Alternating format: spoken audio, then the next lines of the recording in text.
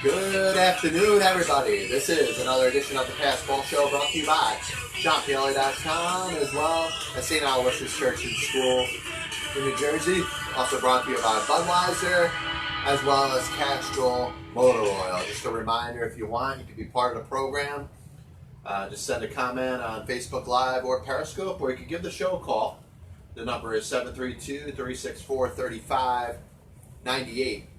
We're going to try to touch on a couple different sports today. I was thinking, different things throughout the world of sports have kind of ticked me off over the years. And there's one topic that I just can't seem to stay away from. Now, it used to be talking about the Hall of Fame, but I feel like I've exerted every possible word that I could from the English language to describe how embarrassing that is. But now there's another pet peeve. There's another issue that's brought up in the world of baseball time after time after time, and I'm wondering why there seems to be a lack of intelligence. We're talking about sports fans, we're talking about baseball fans that throw stats in your face like they know everything. They throw numbers in your face like they want to make you look stupid, like they want to make it as if they are so superior to you. Yet they don't know that a Major League Baseball manager doesn't make any decisions in a game. They don't know that a Major League Baseball manager has had all their power stripped away from them. They don't understand that a Major League manager is told what to do over the course of the game through the eye in the sky, somebody in the clubhouse, somebody in the front office, somebody through an earpiece is telling the manager what to do. It's telling the manager when to take out the pitcher. It's telling the manager who to put in your lineup. It's telling the manager when to make a double switch. Every single decision that we blame on a manager in Major League Baseball is made for them. Yet all you got to do is go to Twitter and have Twitter every single day with all these know-it-alls. All these baseball people that think they know everything. Throwing stats in your face, proving their real intelligence, because you don't know that a Major League Baseball manager doesn't make a decision in a game anymore. Everything's decided for him. He executes the decisions that are made for him by the front office, by the analytics staff. And I wasn't even going to start with this today, but this is pissing me off. We got an entire baseball community that claims they're so smart. You guys know everything. Go ahead, preach on. Show us everything you know about baseball. But you don't know in a year of 2019, managers on a Major League Baseball team don't make decisions. They have no control over the game. But go, keep telling us how smart you are. Managers in baseball don't make decisions anymore. But all I got to do is listen to everybody, recapping the Mets game, recapping the Yankees game, recapping any game in Major League Baseball, or go blame everything you can on the manager. And I can't wait to hear more managers write books about their experience as a Major League Baseball manager in this decade. And will basically tell you that they don't have any control over the game. They have control over the players, their guidance counselors. They're here to basically make the players feel comfortable. They're here to keep the locker room together. But they have no control. None whatsoever of any decisions in the game. They don't make the lineups. They don't make the pitching changes. They don't control what pitchers are available and what pitchers are not available. And any manager that says they do right now is just covering for the front office, their boss, their superiors, their owners. You're not going to go against the person that's writing your paycheck. You're not going against the person that's ahead of you in a line of control, because you're going before them. So you're not going to turn your back on them. But I can't wait to see with Major League Baseball when things change and when managers start speaking out. They'll probably speak out after they lose their job, but will tell you something that you should have already known. So if you want to embarrass yourself and prove that you lack baseball acumen in 2019, keep blaming the manager for every single thing that happens over the course of a Major League Baseball game. Like you really think they have control over anything. They don't write the lineups. They don't make the pitching changes. They don't determine when to take a pitcher out. There's the earpiece.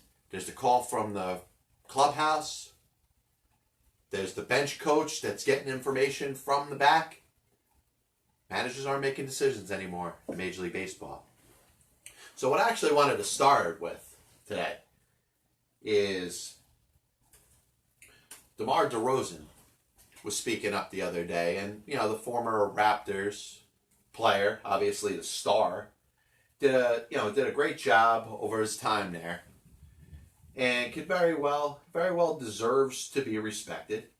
When you look back at the history of the Toronto Raptors franchise and the best players to ever play, DeMar DeRozan's going to be on that list. The unfortunate thing that's happened, as we followed over the last, 365 days, you jump in a DeLorean, go back a calendar year, the Raptors were getting knocked out by the Cleveland Cavaliers last year and LeBron James. And now, the Raptors, yes, they need to play a little better. It looks like things are kind of swinging in the Golden State Warriors' direction, but they're in a very good spot to win themselves an NBA championship. Closer spot than they've ever been before. They've never been to an NBA Finals before. So DeMar DeRozan, obviously giving respect to his team. Kyle Lowry, his former teammate, apparently one of his best friends, wants to see them do well.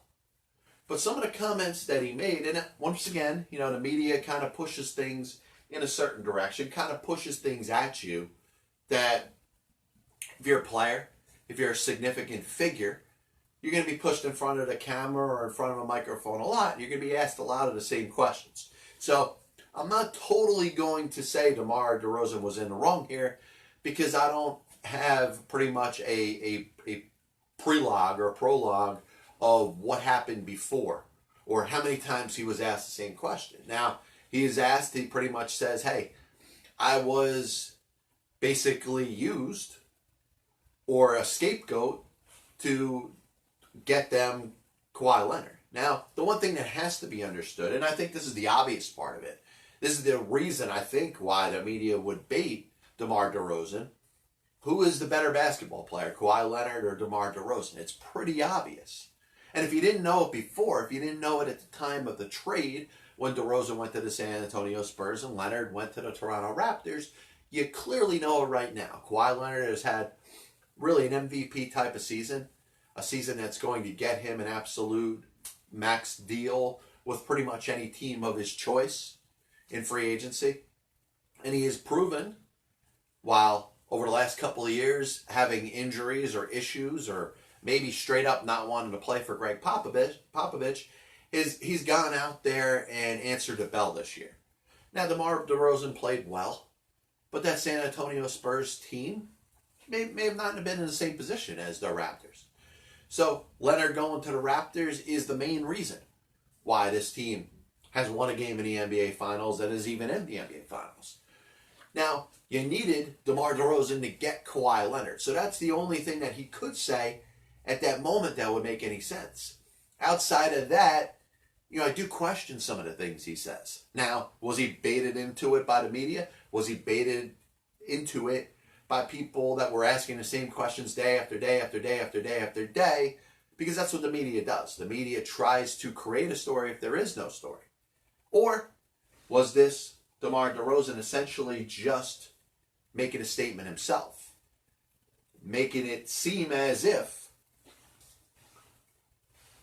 the Raptors used him to get Kawhi Leonard. Now, I think maybe they did, but I think at the time that trade was made, there was plenty of questions about Kawhi Leonard. Now, I think we knew that he was talented. Maybe some of us didn't know that he could have been this solid of a player, or this dominant, or this much of a number one player on an NBA team leading you to the promised land. But you knew he was pretty talented.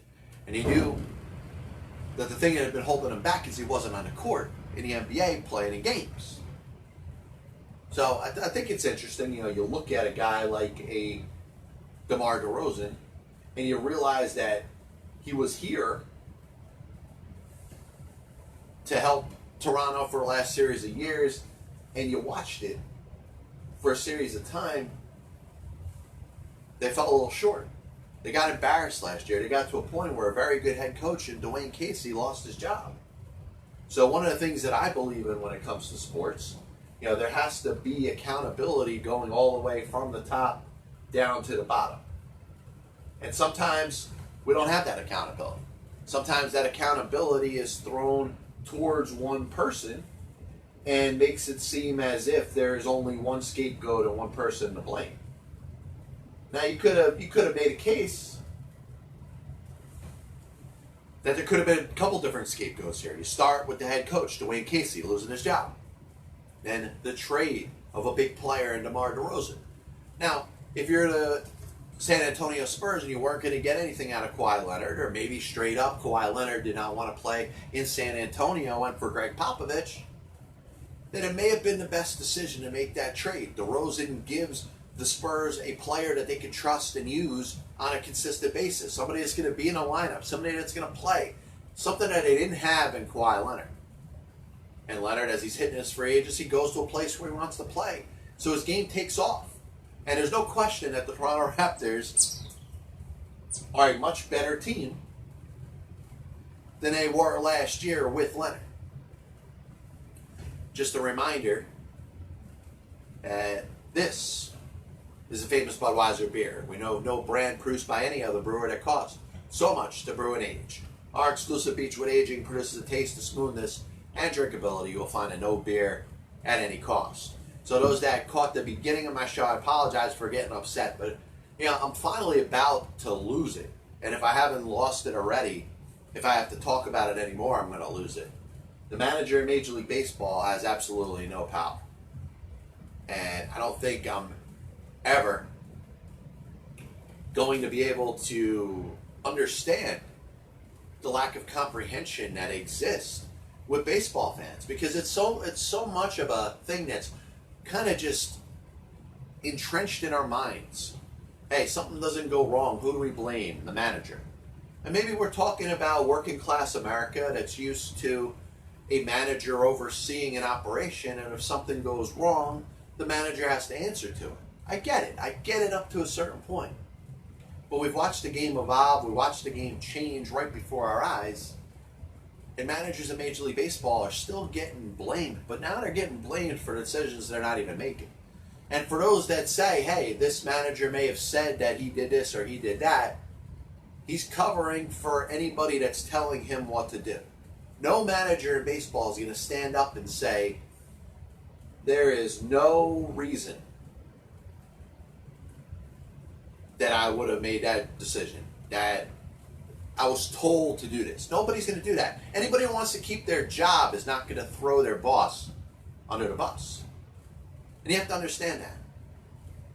And I'm just honestly tired of talking about it. But when we're in the world of sports, talking about baseball, Clint Frazier dropping a couple balls, having some bad times in the outfield in a game on Sunday against the Boston Red Sox. And he's obviously not proven himself as a defensive player. There's been issues. He does not look like he's comfortable in the outfield. Maybe it's a mental thing. Some people have said that they've watched him since high school, and he seemed like a pretty good defensive player. Seems like over time he's kind of lost his game or lost whatever edge that he had. The issue that people are having right now is the coverage in the media where Clint Frazier isn't answering questions. He drops a couple balls in the outfield. He doesn't want to talk about it. They say, well, the media says, number one, God forbid you never decide to talk to us. God forbid you ain't speaking with us. Because that's absolutely unbelievable. How could you not talk to the media? It's almost like it's your job. Now, there's people in the media that say it is your job. That being said, you have the right to abstain. You have the right to not want to speak with the media. There's many players in all different fashions of sports that choose not to speak to the media on given days. And there's some other ones that decide that they don't want to speak to the media at all. Think about Eddie Murray. Eddie Murray's a Hall of Famer. Eddie Murray, if the baseball writers could control it, he wouldn't be in the Hall of Fame. The guy had 3,000 hits and 500 home runs, something that had barely ever been done before, something that had been done by, Hank Aaron and just a few others.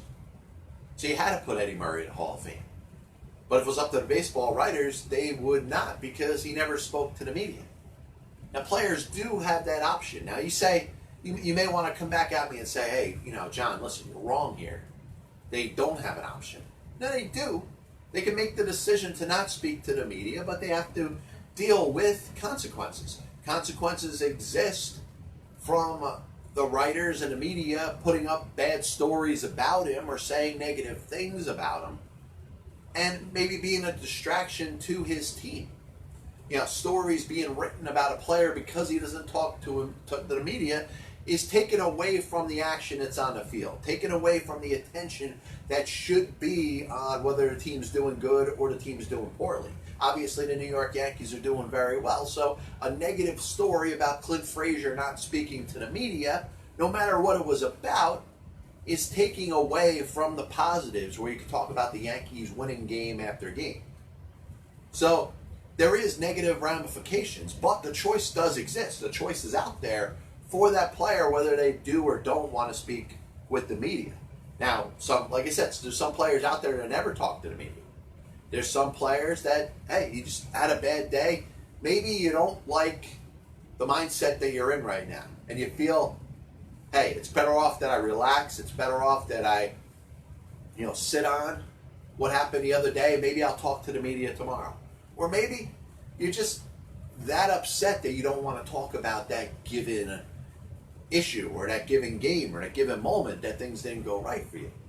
Now, the one part of it that I don't agree with is the sentiment that, hey, you're putting your teammates on the hot seat because you're forcing them to answer questions about you. It's the media that's deciding to ask the questions. The media is the one that's pushing the issue here. Now, if the players don't want to be asked questions about it, simply say, hey, I'm not going to comment. I'm not going to answer questions about that. I'm going to answer questions about me, but I'm not going to answer questions about somebody else. Once again, it's a narrative that the media is continuously pushing out there, saying, oh, you're forcing teammates to answer questions for you, when those teammates could not answer the questions, number one. The manager could not answer questions about that person, and can say, hey, if you want to talk to that player, try to ask them the question, but I'm not going to answer it for you. So the one thing that I think of Clint Frazier, and some people may say, hey, he's a distraction, and Clint Frazier is in a tough spot because the Yankees, as the players start to get back, the Judges, the Stantons, the Didis, Betances, Severino, at some point, it doesn't matter what position these players play that are coming back for the Yankees, there's roster spots you have to think about. And the Yankees, who have been carrying 13 pitchers for the most part of the season, at some point, one of these roster decisions is going to impact a pitcher. So Clint Frazier hitting home runs, doing a good job, give him credit. He's done well offensively for the Yankees, but he's expendable for a couple different reasons. When you talk about the talent of the Yankees roster and the players that are there, you can get to a certain point where you say, hey, Frazier's just the odd man out. He could be hitting 300, he could be hitting for some power, he could be playing better defense in the outfield, but if it's a numbers game, he has options. He could be down there in AAA. And the other part of it, obviously, is the Yankees' interest in adding themselves a starting pitcher. If they don't sign Dallas Keuchel, maybe they could trade for Scherzer, maybe they trade for Bumgarner, maybe they make some other trade with some other team in Major League Baseball, and the player that most likely would be wanted by that other team would be Clint Frazier. They can talk about his defense, not helping the National League club, but sure, Frazier would draw interest because of his bat. So Clint Frazier doesn't have the power. You could say that he's entitled. I compare him to an entitled player that came up in 1988, did great things in the month of September, earned himself a spot on the New York Mets playoff roster, and that's Gregg Jefferies. And Gregg Jefferies single-handedly destroyed the New York Mets team of the late 80s. His entitlement, his relationship or the fact that his manager, Davey Johnson, liked them so much, kind of threw him in the faces of the other player. He did whatever he wanted to. He rubbed his teammates the wrong way. And the Mets went from a team that was a break or two away from winning the 1988 World Series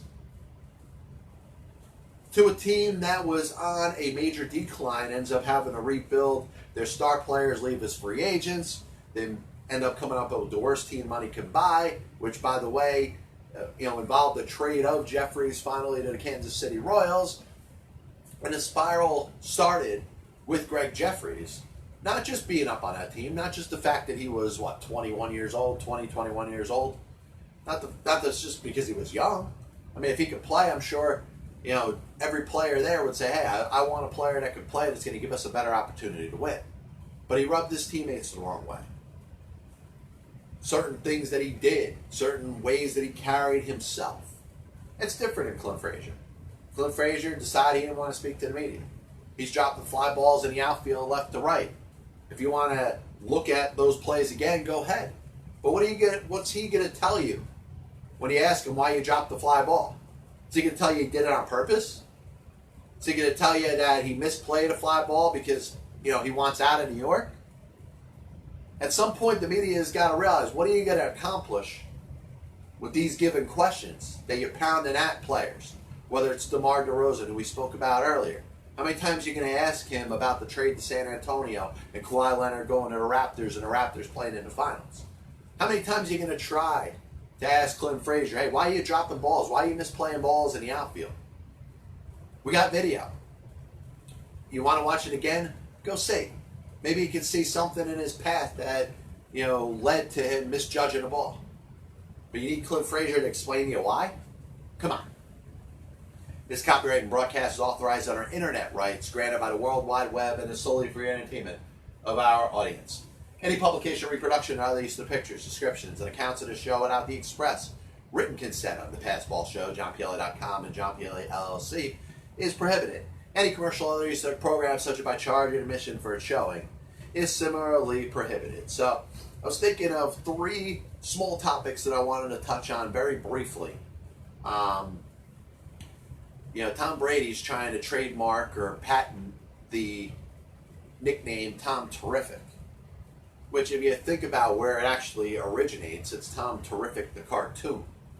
Tom Seaver obviously had that nickname throughout the long part of his career. And unfortunately, Tom Seaver is not in the physical or mental condition to be able to address this particular issue.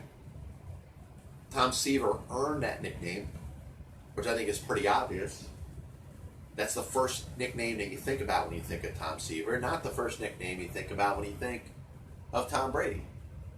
Really, TB12, the GOAT, I think about greatest of all time. It's a hell of a freaking nickname.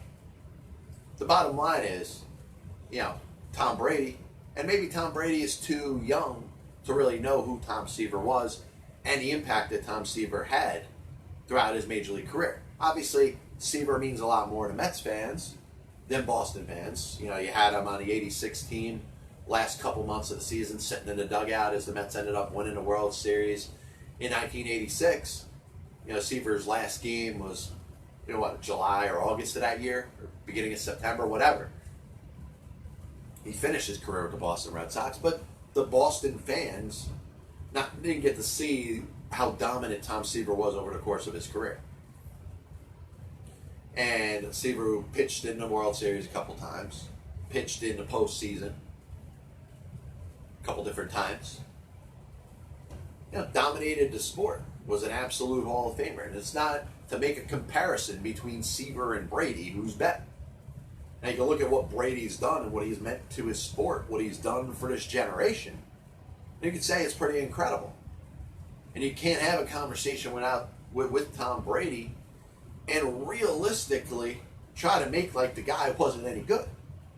Talk about anybody in the history of pro football playing in 9 Super Bowls, let alone being a quarterback, winning 6 of them. But when you're talking about taking a nickname, which if Tom Brady doesn't know directly, somebody's got a whisper in his ear. There's this guy called Tom Terrific. His name is Tom Seaver. And you can respectfully say, hey, I didn't know enough about him. Now I do. Let me just move on. But if Tom Brady goes out there and takes advantage of the fact that Tom Seaver is not in a physical or mental enough state to be able to defend himself, patent the nickname Tom Terrific, I think it'll be a terrible job and would really make Tom Brady look bad. Not only that, but the cartoon Tom Terrific, which obviously we know is old, way before a lot of the cartoons that we've watched on Warner Brothers, they'd be in a spot where you'd certainly have a good fight on your hands. Just a reminder that Castrol provides maximum protection against viscosity and thermal breakdown. This is the Pass Ball Show, brought to you by Castrol Motor Oil, Budweiser, JohnPielli.com, as well as St. Aloysius Church and School in Jackson, New Jersey. I'm thinking about, Zdeno Chara of the Boston Bruins. He's questionable for Game 5, but probably has a good reason. He's got a broken jaw. Then he ended up in Game 4, series that's tied 2 games apiece. Getting ready, a very important Game 5, and Chara, a defenseman, plays hockey, is about to go out there and play. You think about certain sports that players are missing games because of minor things. And you think about football, a lot of times players can play through minor injuries. And over the course of a long season in baseball, you're going to have to deal with aches and sprains and, little different things that happen over the course of the season that you learn that you can go out there and play through. Nobody in any sport plays hurt more than you do in the NHL. I mean, talk about the NHL playoffs and going back the last 10, 20, 30, 40, 50 years. Players want to win the cup. You're in the playoffs, it's your opportunity. As we hit what we'll call the concluding point of the Pass Ball Show, last, 10 or so minutes of the program today. But, man, you hear about all these different injuries, fractures and bone breaks. In this case, Chara with the broken jaw. Do players in hockey want it a little bit more than in other sports? Do they want to win a championship more than Major League Baseball players want to win a World Series? Do they want to win a Stanley Cup more than players in the NBA do? Hypothetically, if Kevin Durant was an NHL player, would he be suiting up? Or would he be sitting out now the third game out of 3 in the NBA Finals? I don't know what it is about the makeup, the bloodlines, the body, the way that you were created as a professional hockey player. But those are men of steel. They play through worse injuries than you could ever see or imagine in other sports. Is it time to start questioning the other athletes for not playing? I mean, think about it. If Zdeno Chara of the Bruins is playing, by the way, he's 41 years old in his 21st year in the NHL. If he takes a shot to his broken jaw, he could probably destroy his face and his mouth for the rest of his life. But he's likely to play. And I think every athlete in professional sports should hold themselves to the same standards of players in the National Hockey League. Last thing I wanted to mention today, you talk about shifts as they apply in Major League Baseball. And, when is etiquette okay to bunt against the shift? And I believe you should, if you're able to get the ball to that vacated side of the infield, you go out there and get yourself a base hit.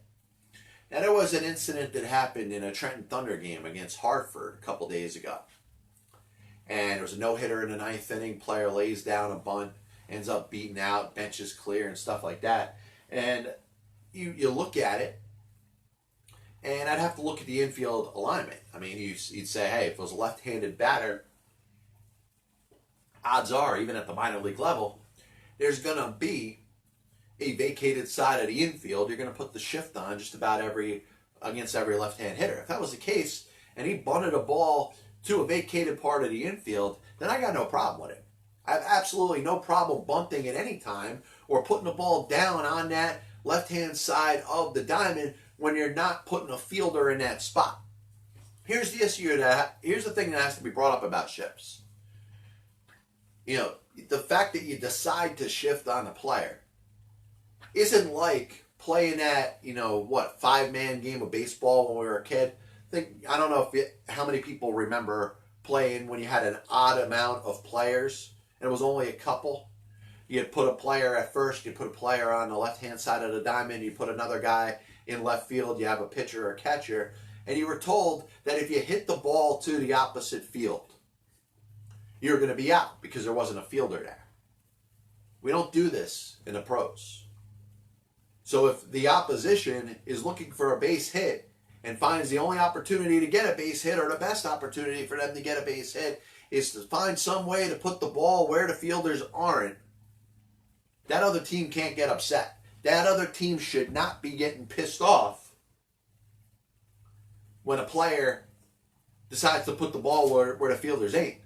Just because you decide to shift doesn't mean the player has to hit the ball where the fielders are.